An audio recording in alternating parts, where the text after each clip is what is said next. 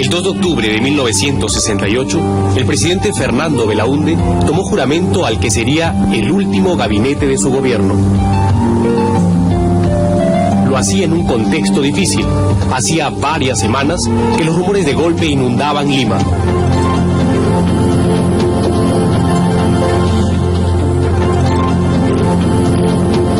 Diversas autoridades asistieron al besamanos del flamante gabinete presidido por Miguel Mujica Gallo.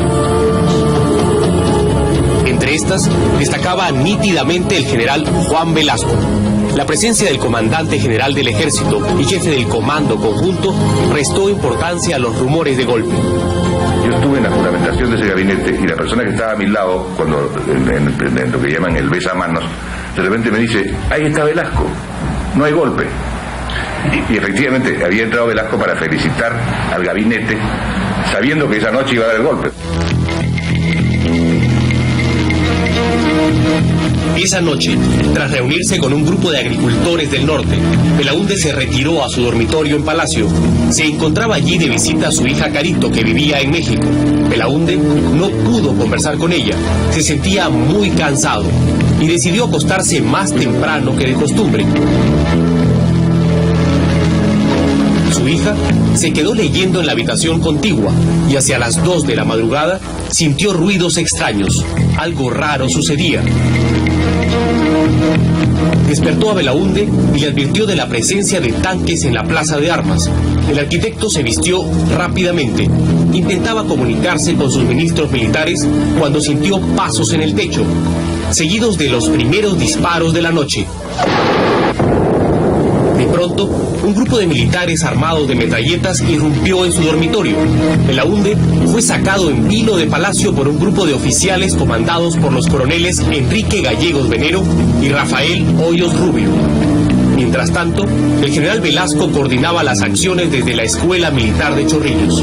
La noche del 2 al 3 de octubre recibí una llamada del general Montañi a la 1:30 de la mañana, en que me indicó la actitud que ellos habían tomado.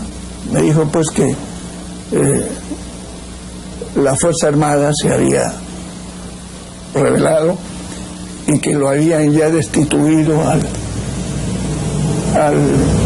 presidente Belaúnde. Que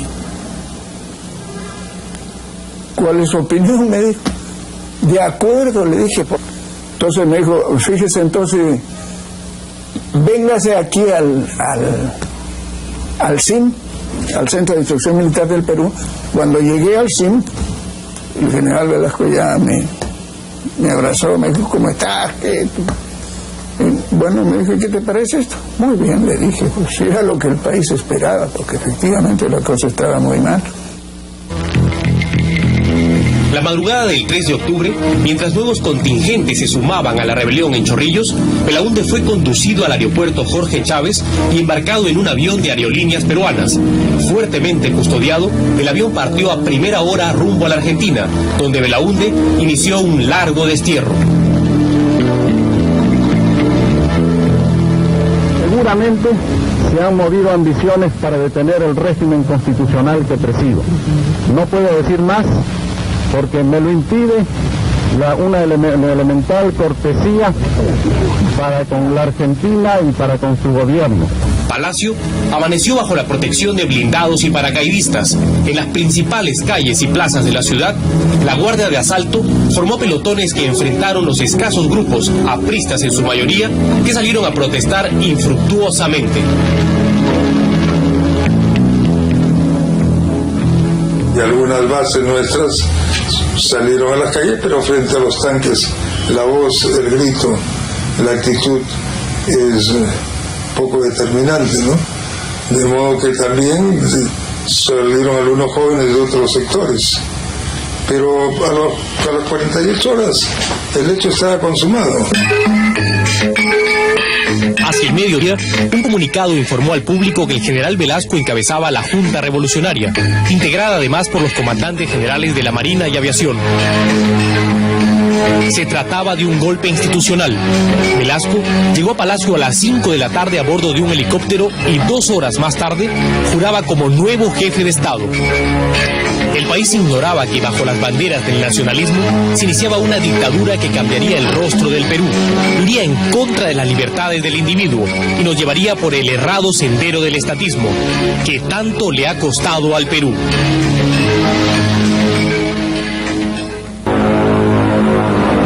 A los 6 días de instalado el gobierno militar, el 9 de octubre de 1968, el general Velasco anunció, como un acto nacionalista, la toma de los yacimientos petrolíferos de La Brea y Pariñas y la expulsión de la transnacional International Petroleum Company. Fue el primer signo, la primera expropiación de las muchas expropiaciones que en los años siguientes expectaría el país.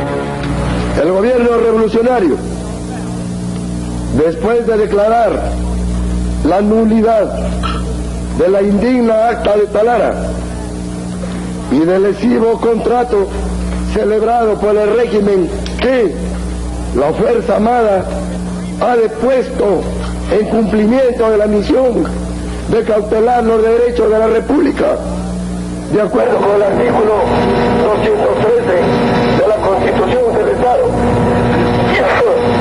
acabe de promulgar el decreto ley que ordena la inmediata expropiación de todo el complejo industrial de La Brea y Pariñas y anuncia al país que en este preciso momento las fuerzas de nuestra primera región militar que tenemos en el norte, haciéndose eco del clamor de la nación, está ingresando al campo de Talara para tomar.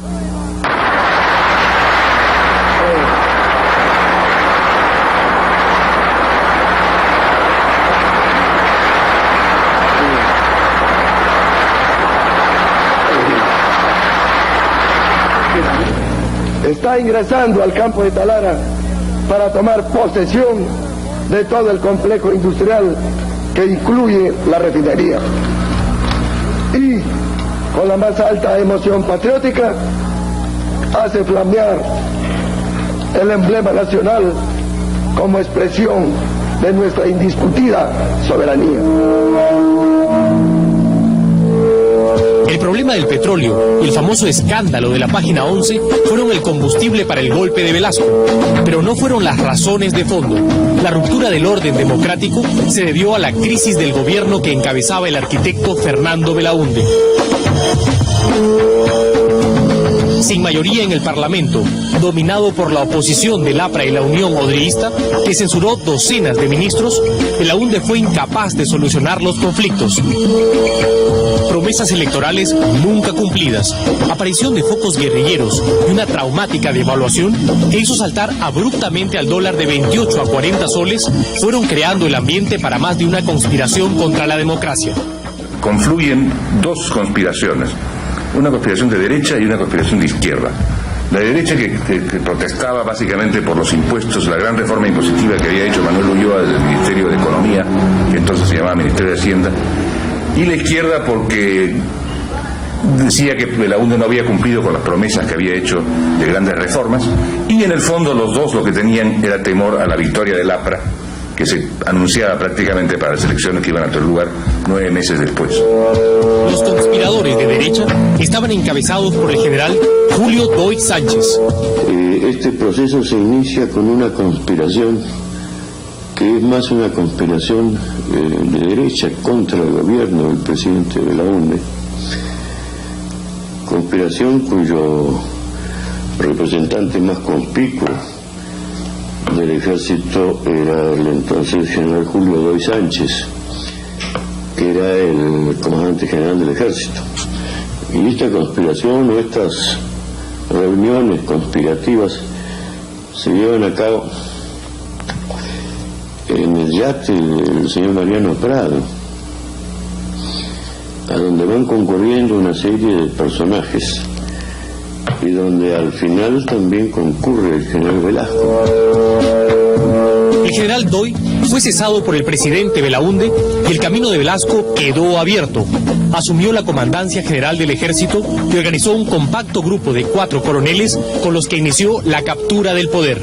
Su sublevación y la Fuerza Armada tiene que hacerla 4, 5, 6 y ahí el círculo cerrado, porque apenas se divulga esto, se descubre. Vestidos de civil, los coroneles Rafael Hoyos Rubio, Enrique Gallegos Venero, Leonidas Rodríguez Figueroa y Jorge Fernández Maldonado se reunían en una discreta oficina del edificio Marzano en Miraflores.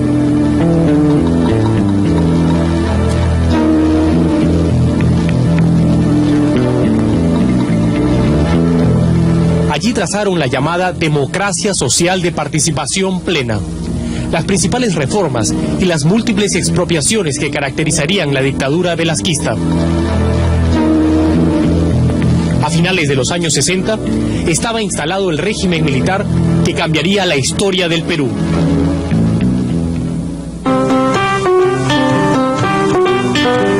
Los padres, Juan Manuel Velasco Gallo y Clara Luz Alvarado Ceballos. El niño, Juan Francisco Velasco Alvarado. El origen, el humilde distrito de Castilla en Piura.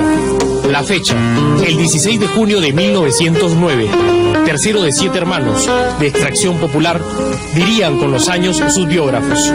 Un hombre de clase media, su padre pues trabajaba, yo recuerdo que trabajaba como en la compañía salinera, en Piura. Ya después entró a trabajar a lo que fue la caja de depósitos.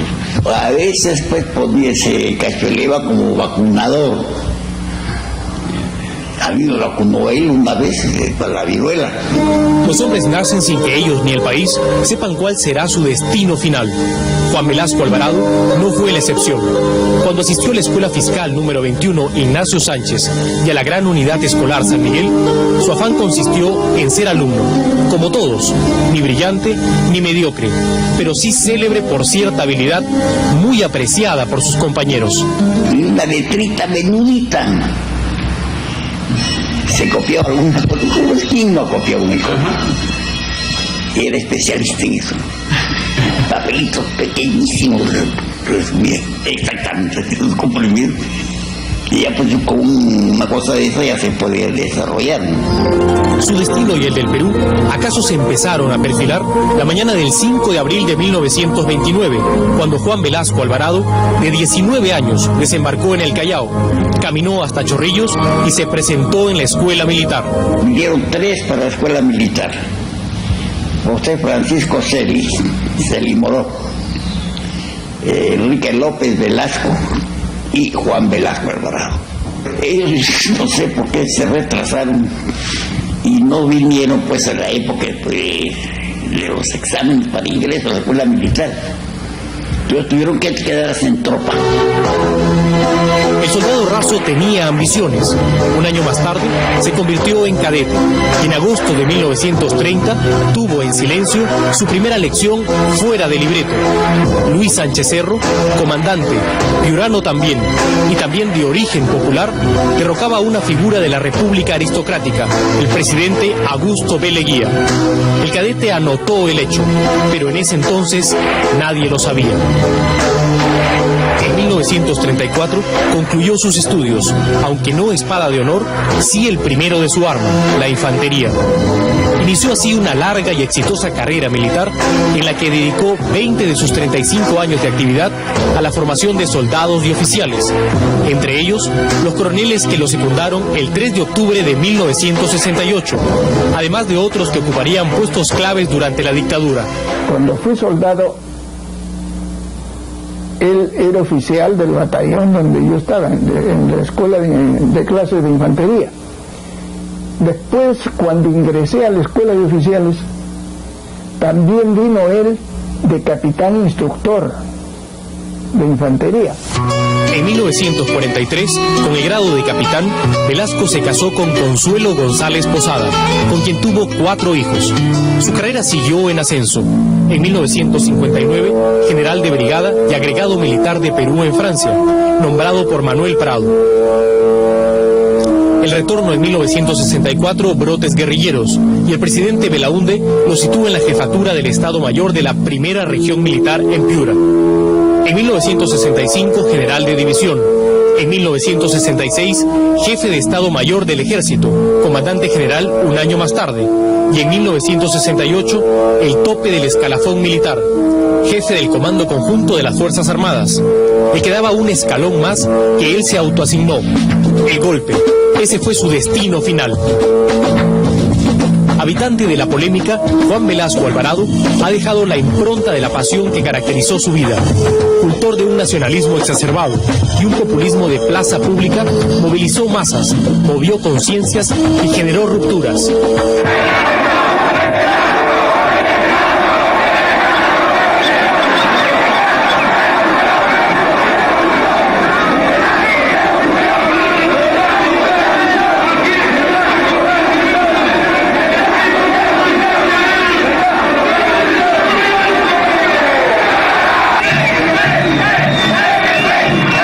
Que hizo vibrar a amplios sectores de la sociedad peruana. Es verdad que modificó al Perú tradicional, pero también es verdad, en el implacable juicio de la historia, que su tiempo fue el tiempo de los discursos, de los despojos y sueños revolucionarios cuyos excesos todavía afectan al Perú.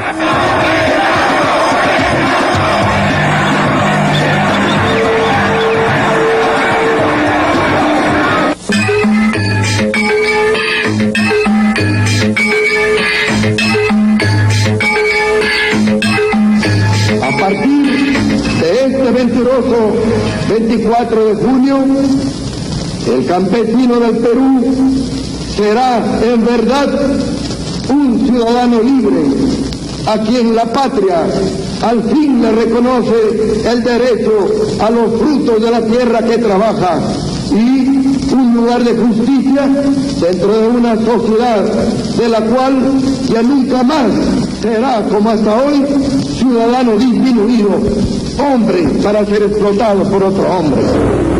La revolución, lo revolucionario, las reformas estructurales, el discurso de ese tiempo, las palabras de la época, la revolución y todas las cosas que se hicieron en su nombre.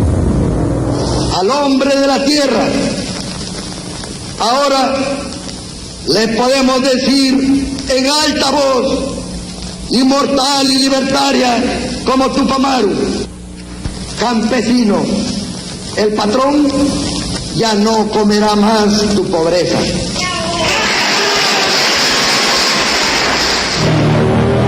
Con un estilo de agitación antes que de conducción del país, el régimen militar se afilió a un discurso socialista. Nosotros en el Perú esta revolución está en plena ejecución con la reforma agraria. Está en plena ejecución. Ahora, las tierras, ¿quién las ha recibido? Las ha recibido el campesino, el gran campesinado que tenemos. No, se han favorecido con las tierras. Los 12 o 15 señores que antiguamente eran los caciques, los dueños de esos grandes complejos. Esos 15 ya no son 15, son, como le dije ahora, 135.000 personas que son dueños de esos complejos. Una marcada posición anti-norteamericana, un acercamiento notorio al comunismo de Fidel Castro, al socialismo del chileno Salvador Allende, a las relaciones diplomáticas con los países socialistas, el mito del nuevo liderazgo y el tercermundismo no alineado, todo un fervor impregnado de frases y consignas, un estilo hecho de pasión antes que realidad. Él llevó un lenguaje violentista al campo, él llevó un lenguaje que era desconocido hasta ese momento en el medio rural campesino. En esas épocas no se hablaba de el rico no comerá más de tu pobreza, la tierra es de quien la trabaja, no se hablaba de enfrentamientos clasistas en el campo. La revolución, el llamado gobierno revolucionario, el radicalismo de un régimen que se autoproclamaba ni comunista ni capitalista, que hablaba de una peculiar democracia social de participación plena, pronto evidenció su verdadero rostro. Un gobierno basado en un Estado centralista, dispuesto a estatizarlo todo, dispuesto a inflar el tamaño del Estado bajo las banderas de reformas que se decían estructurales.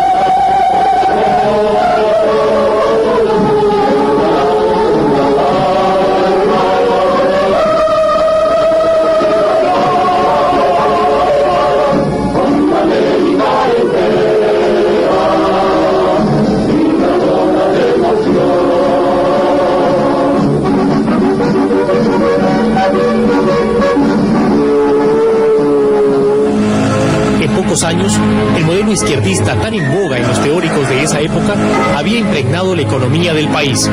Gigantismo estatal, controlismo, proteccionismo, propiedad colectiva y la asfixia de la capacidad productiva y la iniciativa privada. Una de las leyes más absurdas y que más daño ha hecho al país, la economía industrial. Claro, que filosóficamente era interesante. Si nos reunimos con los trabajadores y empresarios, podemos producir más, podemos trabajar mejor, pero era mentira más grande. ¿De dónde vino toda esa teoría? ¿De dónde todos esos experimentos? La dictadura militar se sustentaba en un grupo de teóricos agrupados en el Sistema Nacional de Apoyo a la Movilización Social, SINAMOS.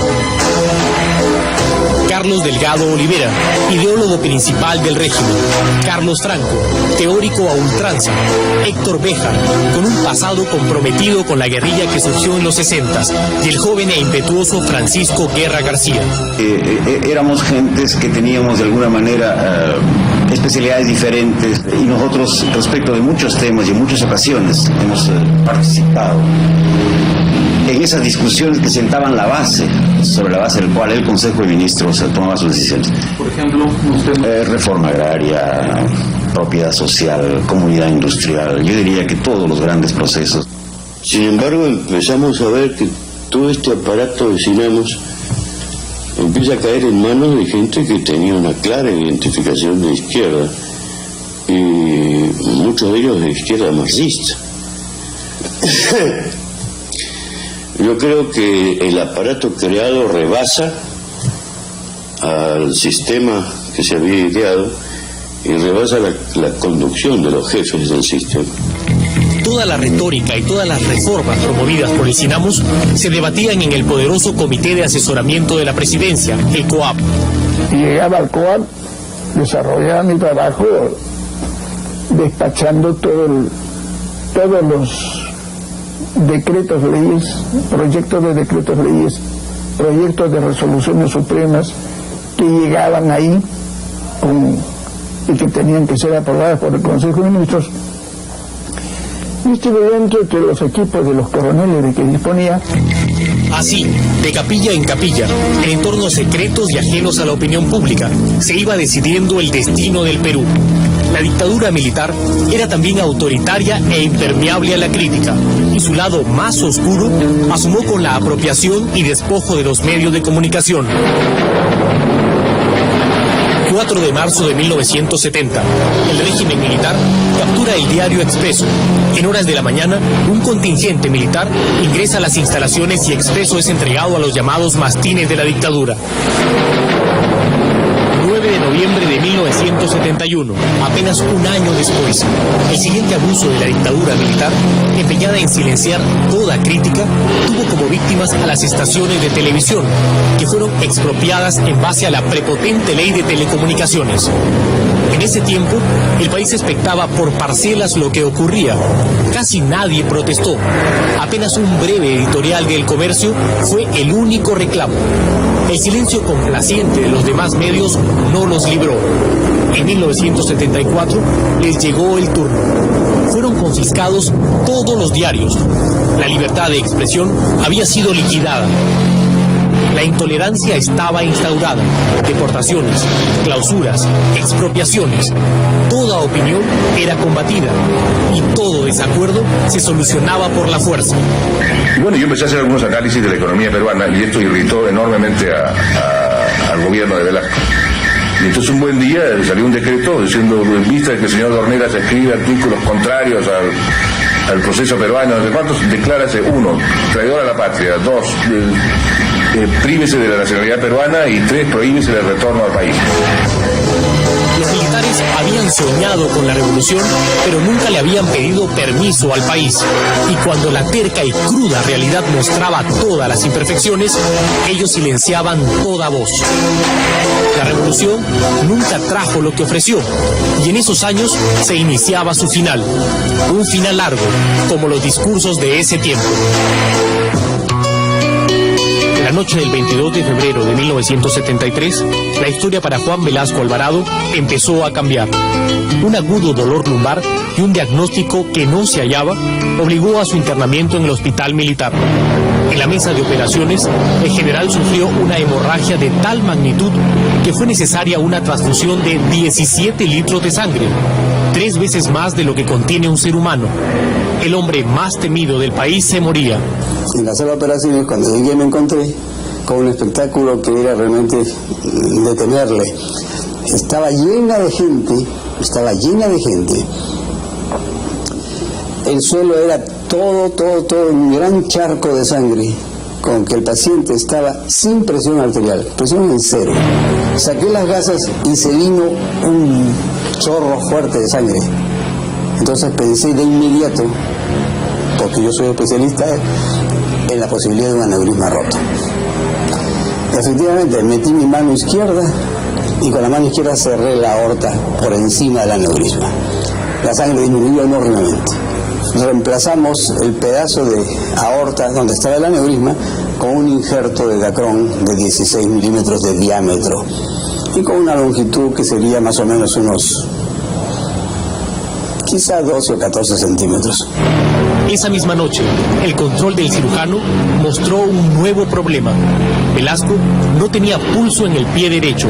La conclusión asomó: había que amputarle la pierna. Se opusieron los médicos cubanos que había enviado Fidel Castro. Habían venido como 15 médicos de Cuba y como 10 enfermeras. Habían venido por lo menos 25 personas de Cuba mandadas por Fidel Castro, el jefe del grupo médico, que es un cirujano vascular y que además es un hombre muy adicto a su dictador, ¿no? A su caudillo, no sé cómo lo llaman, a Fidel. Entonces tuvimos un poco de discusión porque él me dijo: yo no le cortaría la pierna a Fidel Castro. Yo le dije: pues yo creo que al presidente o se le corta la pierna o se muere. Finalmente, la decisión quedó en manos del propio Velasco. El anestesista lo despertó y cuando yo ya noté que estaba completamente consciente, le dije: mi general, tenemos un problema. Él muy consciente me dijo: sí, la pierna, me dijo. Así es, le dije. Esa pierna que lo está maltratando a usted, hay que cortarla. Entonces me dijo: si no se corta, va a perder usted la vida. Necesitamos su autorización para poderla cortar. No se puede amputar a nadie sin autorización del dueño de su pierna. Entonces me miró y me dijo: córtenla. Velasco salvó la vida, pero desde esa noche empezó a perder el poder. Limitadas sus capacidades físicas, se limitó su capacidad de acción. Luego de esa recuperación él reasume su cargo, pero entonces tiene que cumplir todas las mañanas, hacer ejercicios, le ponen una pierna ortopédica, tiene que aprender a caminar de nuevo, esto es sumamente doloroso para él, pero continúa su jornada hasta las 5 de la tarde, a las 5 de la tarde ya él se retira. El régimen también estaba enfermo. Incubaba desde sus inicios una crisis económica que se intentaba soslayar, aun cuando ya era evidente. 5 de febrero de 1975, el preludio del final del velasquismo.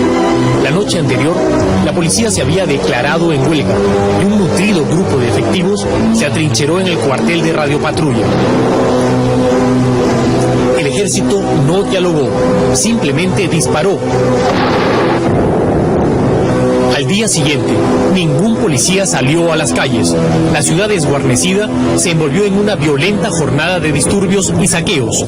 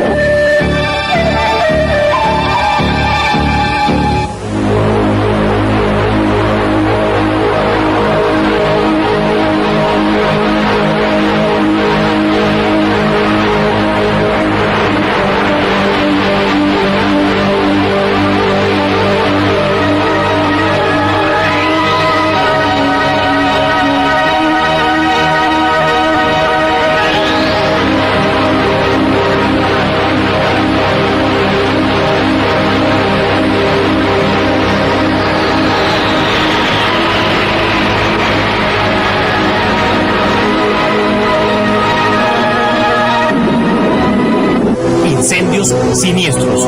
86 muertos y más de 150 heridos, pérdidas materiales por millones de dólares.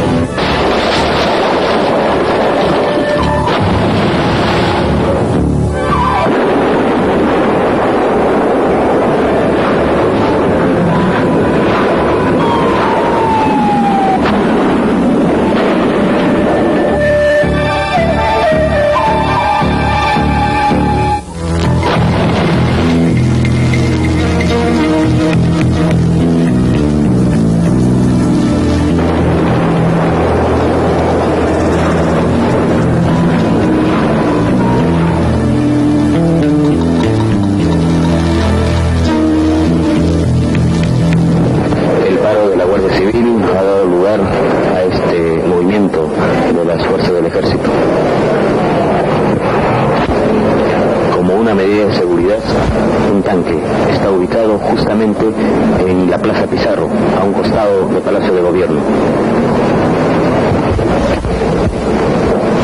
Son un total de 3 tanques, 2 vehículos blindados y 2 camionetas jeeps que están aquí frente al Palacio de Gobierno. Es una medida de seguridad debido a los tumultos que han ocurrido toda esta mañana en distintos puntos de la capital. Toque de queda a partir de las 8 de la noche y por primera vez una evidencia, el consenso en la Fuerza Armada para relevar al general Velasco. Solo faltaban las respuestas para 2 preguntas: ¿quién y cómo debía ocupar ese lugar?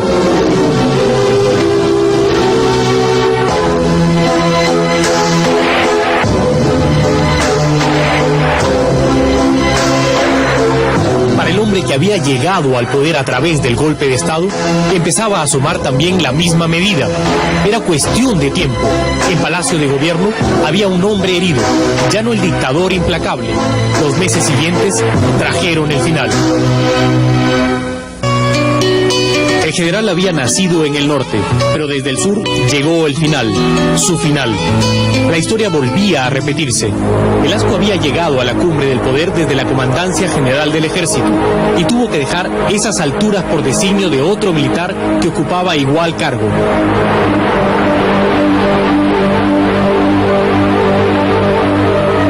El 29 de agosto de 1975, en la ciudad de Tacna, el general Francisco Morales Bermúdez, comandante general del Ejército, anunció un relevo institucional.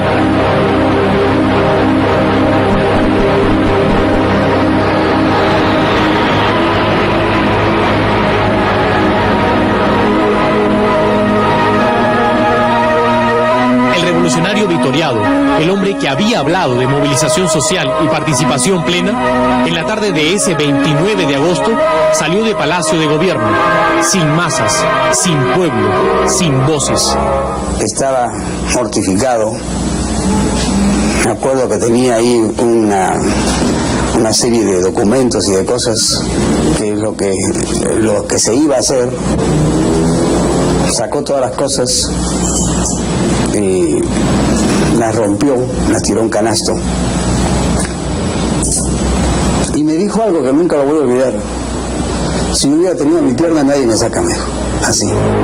El gobernante Velasco había llegado a su final. El hombre concluiría su vida el 24 de diciembre de 1977. Había muerto un hombre que dejó, para bien o para mal, una profunda huella en la historia del Perú. Creía en la necesidad de los grandes cambios. Yo pienso que el general Velasco los cambios radicales que generó no los hizo con la intención de fomentar el surgimiento de un movimiento marxista en el país. Pero más allá de las buenas intenciones, la mayoría de las reformas de Velasco fracasó y dejó en cambio un Estado enorme y en crisis continua que aún padecemos, con la pesada carga de las empresas públicas que en esos años aumentaron de una manera desmesurada, de 18 a más de 170 entidades. Gran parte de lo que ocurría entonces en ese modelo económico pasaba por lo que eran capaces de hacer las empresas públicas. ¿Cuál fue la conclusión de la experiencia? Es que la gestión de las empresas fue un desastre y por tanto el modelo económico, dado que se sustentaba tanto en la capacidad de estas empresas, fue también un desastre. Bueno, creo que fue una muy importante vacuna ideológica para el país. Terminamos por, de una vez por todas, saber en qué consistía el estatismo, en qué consistía el tercerismo socialistoide, y creo que si ahora estamos ya casi todo el mundo convencido de que esa vía no funciona, fue precisamente porque tuvimos esa experiencia. 25 años después, el país no termina aún de salir del laberinto estatista. Las empresas públicas que se crearon con tanto desborde generaron desde entonces pérdidas por casi la mitad de la deuda externa. ¿Acaso el Perú sería distinto si ese dinero se hubiese destinado a otro fin?